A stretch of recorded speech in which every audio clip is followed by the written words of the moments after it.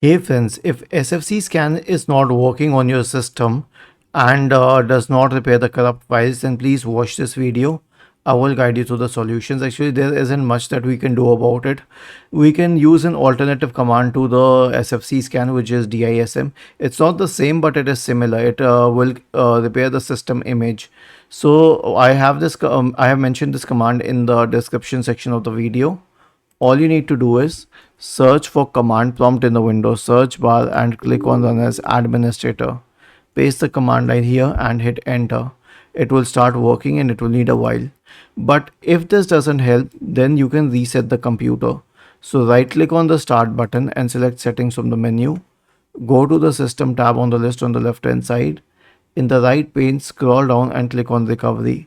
Click on reset, click on remove everything, and then click on cloud download. Was this helpful?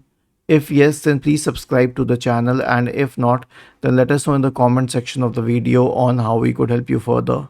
Thank you for watching this video and have a nice day.